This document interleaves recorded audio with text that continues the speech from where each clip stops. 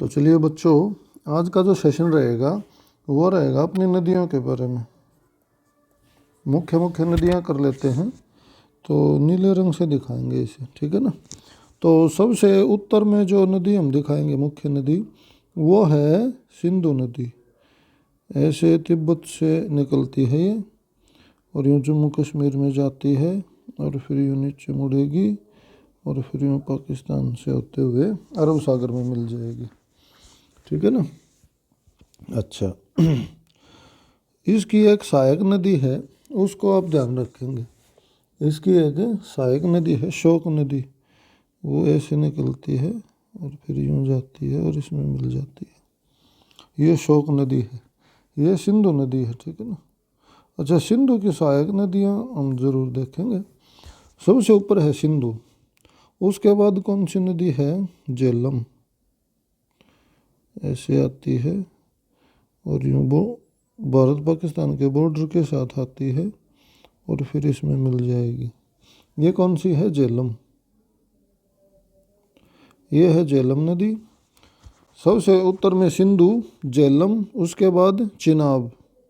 चिनाब नदी हिमाचल प्रदेश से निकलती है और यूँ जाती है, ठीक है ना। ये है चिनाब। उसके बाद रावी, रावी भी हिमाचल से निकलती है और यूँ चली जाती है और मिल जाती, ये रावी नदी होगी। उसके बाद है ब्यास और सतलुज। ये दोनों जो हैं, सतलुज जो है वो अपने तिब्बत से निकलती है और यूँ आती है, यूँ मुड़ेगी थोड़ा ऊपर की तरफ और ऐसे मिल जाएगी। यह है सतलुज नदी। अच्छा, इसके साथ ना इसमें एक ब्यास नदी है, वो भी मिलती है। ये हिमाचल प्रदेश से निकलती है और यूँ आके और यहाँ पे जो ये अपना शहर पंजाब में इस जगह मोगा है डिस्ट्रिक्ट, उसमें मिलती है। ये दोनों आपस में मिल जाती हैं। ये ब्यास नदी है और ये नीचे वाली सतलुज नदी है, सतलुज। तो ये आप ध्यान रखेंगे। यहाँ जो ये इनका जंक्शन है, यहाँ से एक नहर निकाली गई है, ये आपको जानना जरूरी है, जो भारत पाकिस्तान के बॉर्डर के साथ चलती है। इसका नाम है इंदिरा गांधी नहर, इंदिरा गांधी नहर, ठीक है ना। चलिए ठीक है। इसके बाद तो इनको आप याद रखेंगे सीरियल ऑर्डर में। शोक नदी जो है, ये शोक नदी है, ये तो सहायक नदी है किसकी? सिंधु नदी की। उसके बाद है झेलम, चिनाब, रावी, ब्यास, सतलुज, इस तरह से। सतलुज नदी पे कौन सा बांध है? भाखड़ा नंगल बांध, ये आप ध्यान रखेंगे।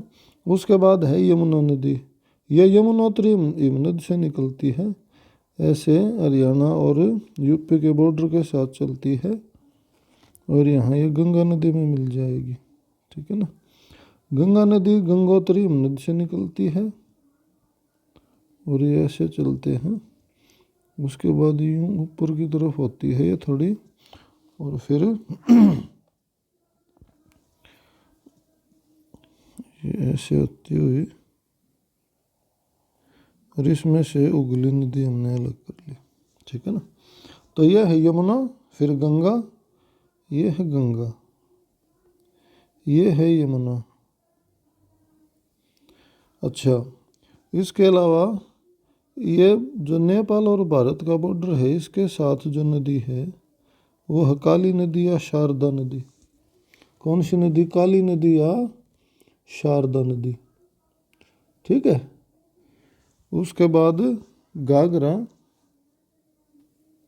उसके बाद घाघरा, फिर गंडक, ठीक है ना। ये बॉर्डर के नज़दीक मिलती है इसमें गंडक और फिर कोसी, घाघरा, गंडक और कोसी नदी। कोसी नदी को बिहार का शोक बोलते हैं, ठीक है ना। ये आप ध्यान रखेंगे, कोसी नदी को क्या बोलते हैं? बिहार का शोक। ये कोसी में, क्योंकि ये बाढ़ बहुत लेके आती है।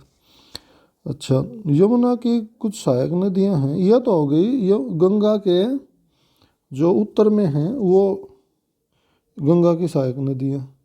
ये है शारदा या काली नदी, ये घाघरा, ये गंडक, ये कोसी। ठीक है। उसके बाद यहाँ से एक नदी निकलती है जो यूं जाती है और यूं बॉर्डर के साथ चलती है और फिर यमुना नदी में मिल जाती है। यह है चंबल नदी। ठीक है ना, बॉर्डर के साथ चलती है। उसके बाद बेतवा, फिर केन, फिर सोन। सोन नदी पटना के पास मिलती है। पटना के पास सोन नदी गंगा में मिल जाती है। चंबल, बेतवा, केन और सोन, ये आप ध्यान रखेंगे। चंबल, बेतवा, केन और सोन, ये हुगली नदी है। ठीक है ना। चलिए इसके बाद और नीचे चलते हैं। येरावली जो पहाड़ हैं इनके आसपास से एक नदी निकलती है, इसका नाम है लूनी। यहाँ ये कच्छ का रण है, दलदली इलाका है ये लूनी नदी है। ठीक है ना, लूनी नमक। अच्छा, विंध्याचल और सतपुड़ा के बीच से जो नदी निकलती है वो कौन सी है? नर्मदा। ये है नर्मदा नदी, नर्मदा नदी। ठीक है। और सतपुड़ा के साउथ में जो नदी निकलती है वो कौन सी है? ये नदी है अपनी ताप्ती या तापी नदी। चलो अच्छा, ये छोटा नागपुर का पठार है। यहाँ जो नदी हुगली नदी में मिलती है ये है दामोदर नदी, ध्यान रखना, दामोदर। अच्छा, ये है छत्तीसगढ़। छत्तीसगढ़ में ये दंडकारण्य का पठार है। यहाँ से जो नदी निकलती है वो कौन सी नदी है? ये है महानदी। इसके ऊपर हीराकुंड बांध है, यहाँ पे बना रखा है। अब जो मैं जूम कर लेता हूँ, यहाँ पे बना रखा है इसके पीछे। तो ये कौन सा बांध है? हीराकुंड बांध, सबसे लंबा बांध है ये भारत का।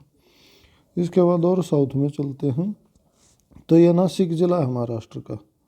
देखिए ये नासिक जिला है।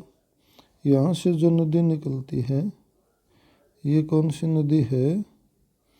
ये नदी है हमारी कौन सी? ये है गोदावरी। इसको दक्षिण की गंगा भी बोलते हैं। गोदावरी नदी नासिक जिले से निकलती है।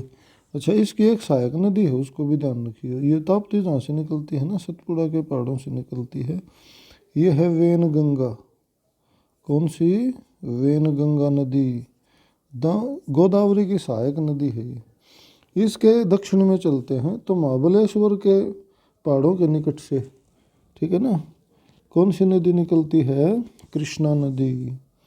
पहले ऐसे नीचे की तरफ जाती है और फिर ऊपर की तरफ जाती है, ये आप ध्यान रखेंगे। यह है कृष्णा नदी। कृष्णा की सहायक नदी कर लेते हैं। यहाँ से एक नदी निकलती है जो कि कृष्णा की सहायक नदी है। ये कौन सी नदी है? भीमा नदी है ये। कौन सी नदी है? भीमा। भीमा कृष्णा की सहायक नदी है। ठीक है ना। और एक इसकी और इम्पोर्टेंट सहायक नदी है जो कि तुंगभद्रा है। ठीक है ना, ये बॉर्डर के साथ चलती है। ये कर्नाटक में यहाँ से निकलती है और बॉर्डर के साथ चलती है। ठीक है ना। ये नदी बॉर्डर बनाती है किसका? ये तेलंगाना है और नीचे वाला आंध्र प्रदेश है। तेलंगाना और आंध्र प्रदेश का बॉर्डर बनाती है और इनके बॉर्डर पे ये मिल जाती है। तो ये आप ध्यान, ये है तुंगभद्रा, तुंगभद्रा नदी। तो भीमा, कृष्णा, तुंगभद्रा ये एक है। गोदावरी और वेनगंगा, पेनगंगा भी है, ये ध्यान रखिए। ये किसकी हैं? गोदावरी को दक्षिण की गंगा बोलते हैं क्योंकि दक्षिण भारत की सबसे बड़ी नदी है ये डेल्टा बनाती है ऐसे। ठीक है ना, डेल्टा इस प्रकार का होता है। ये मैथ का एक चिन्ह है। इसके नीचे जो है वो हमारी कावेरी नदी। कौन सी? कावेरी। ये भी डेल्टा बनाती है, ये हमारी कावेरी नदी। तो ये आप ध्यान रखेंगे। इसके बाद एक इसके दक्षिण में भी है, वेंगई नदी बोलते हैं। इनके आसपास की पहाड़ियों से निकलती है वेंगई नदी। ठीक है। और पेन्नार वगैरह भी हैं, उनको थोड़ा बहुत पेन्नारू या पेन्नार। अभी रहने दो, मेन मेन नदियाँ कर लेते हैं। अब जो है वो एक मेन नदी रह गई है अपनी, कौन सी, जो कि ब्रह्मपुत्र है। ब्रह्मपुत्र ये पहले बना भी रखी है, यहाँ तिब्बत से निकलती है और यूँ जाती है और नामचाबरवा जो पर्वत है वहाँ से घूम के आती है और यूँ चलती है और फिर ये गंगा नदी में मिल जाती है। ठीक है ना। फिर ये किस में मिल जाती है, गंगा नदी में। ये मिलने के बाद इसका नाम क्या हो जाता है, गंगा का जमुना हो जाता है। ठीक है ना। और इसका फिर लास्ट में क्या हो जाता है, पद्मा। तो ये ब्रह्मपुत्र नदी है। भारत से गुजरने वाली सबसे बड़ी नदी है, इसमें सबसे ज़्यादा पानी है वैसे देखा जाए तो, सबसे लंबी भी है ये। ठीक है ना।